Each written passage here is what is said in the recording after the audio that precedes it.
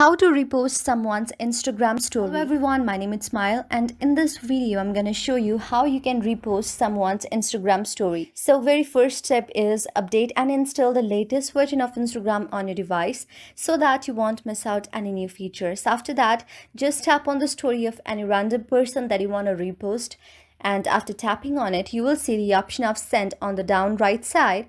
Tap on it and then you are done. You can just tap on add to your story if the option is given right here.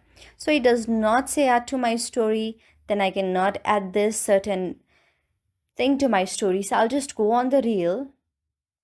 And after tapping on the send button right here, now there is given the option of add to my story. I'll tap on add to the story and tap on done button, and then it will be simply added to my story just like that. So do try it and see if it works or not. I hope you like the video.